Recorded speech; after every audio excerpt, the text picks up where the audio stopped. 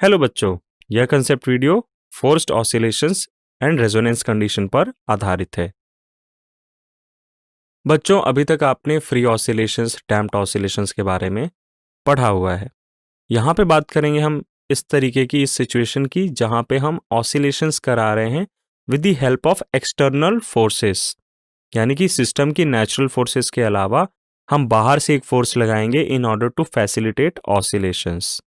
So oscillating system is driven by a periodic force external to the oscillating system. For example देखिए, यहाँ पे भाई साहब को दूसरे भाई साहब धक्का देकर झुला रहे हैं, क्योंकि हमको पता है कि नेचुरली अगर स्विंग में आप फोर्स नहीं अप्लाई करेंगे तो ड्यू टू एक्सटर्नल फैक्टर्स यहाँ पे ऑसिलेशन की डैम्पिंग हो जाएगी और झूला जो है वो रुक जाएगा। तो हमें कंटिन्यूसली पीरियोडिक फोर्सेस लगाने पड़ेंगे इसमें in order to sustain the oscillation. तो बच्चों, जैसा कि मैंने कहा, डैम्पिंग ऑसिलेशंस को घटाती है। So if a force is applied that counters the damping force, then oscillations are called forced oscillations. Let the external periodic force on a given system be Fe। तो ये हमारी एक्सटर्नल पीरियोडिक फोर्स हो गई जो हम लगा रहे हैं ऑसिलेशंस को सस्टेन करने के लिए। तो ये वही बच्चों स्प्रिंग ब्लॉक सिस्टम है जो डैम्पिंग के कारण रेस्ट पे आ जाता था। अब हमें क्या करना है, इसमें एक्सटर्नली पीरियोडिक फोर्स लगाते रहना है ताकि इसका ऑसिलेशन रुके नहीं। तो बच्चों, पहले तो सिस्टम में एक ही फोर्स था, रीस्टोरिंग फोर्स। फिर जब हमने रियल लाइफ कंडीशन इनकॉर्पोरेट करी तो उसमें डैम्पिंग फोर्स भी आ गया, और अब हम एक एक्सटर्नल फोर्स Fe भी लगा रहे हैं। तो सिस्टम टोटल 3 फोर्सेस एक्सपीरियंस करेगा। पहला रीस्टोरिंग फोर्स, दूसरा डैम्पिंग फोर्स और तीसरा एक्सटर्नल फोर्स। तो ऐसे केस में मैथमेटिकल एनालिसिस थोड़ा सा कॉम्प्लिकेटेड होगा, बट हम फिजिक्स की सहायता से इसे कर ले जाएंगे। पहले तो सबसे इंपॉर्टेंट ये है समझना कि कौन सा फोर्स क्या कर रहा है। जब ब्लॉक नीचे जा रहा है, when the block is moving down, तो 2 फोर्सेस लग रहे हैं उसको ऊपर खींचने के लिए। पहला जो नेचुरल सिस्टम का फोर्स है, रीस्टोरिंग फोर्स हमारे स्प्रिंग का, और दूसरा सराउंडिंग की डैम्पिंग। तो सराउंडिंग की डैम्पिंग और स्प्रिंग का रीस्टोरिंग फोर्स, ये दोनों ब्लॉक के मोशन को रोक रहे हैं। तो हमें क्या करना है, हमें तो मोशन कराना है, हमें ऑसिलेशन कराना है।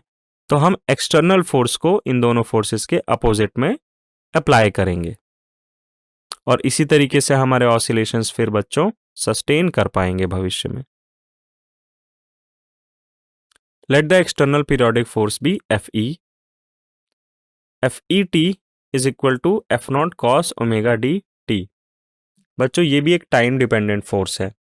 जैसा कि मैं शुरू से ही चर्चा कर रहा हूं कि आपको एक्सटर्नल पीरियोडिक फोर्स भी तरीके से लगाना है, इस तरीके से कि आपके ऑसिलेशंस एकदम नेचुरल लगे, यानी कि कुछ फ्रीक्वेंसी की यहाँ पे मैचिंग हमें करनी पड़ेगी। आइए देखते हैं। यहाँ पे अगर आप देखें तो जो हमारा एक्सटर्नल फोर्स है उसकी एंगुलर फ्रीक्वेंसी ओमेगा डी लिखी हुई है। ये ओमेगा डी क्या है बच्चों? जी हाँ, आप समझ चुके होंगे, ये डैम्पिंग की जो फ्रीक्वेंसी है उस पर ये डिपेंडेंट होगी। So motion of particle under the combined action of all 3 forces will look like MA यानी कि net force is equal to minus KX यानी रीस्टोरिंग फोर्स माइनस BV यानी कि damping force plus F0 cos omega dt यानी कि external force. So finally equation looks like, यहाँ पे हमने डिफरेंशियल इक्वेशन बना दी। एक्सेलरेशन को double differentiation of position and velocity को single differentiation of position with respect to time के फॉर्म में लिखा है। So this equation of motion of an oscillator of mass m on which an external periodic force of frequency omega d is applied, इसको हम अगर solve करेंगे तो हमारे कुछ अलग अलग फॉर्मूले निकल के आएंगे। Now energy lost due to damping force is compensated by the work done by applied force। चूंकि हमने स्टडी कर रखा है कि डैम्पिंग ऑसिलेशन में, डैम्प्ड ऑसिलेशन में एनर्जी डाई आउट होने लगती है क्योंकि वो डैम्पिंग में डिसिपेट हो जाती है।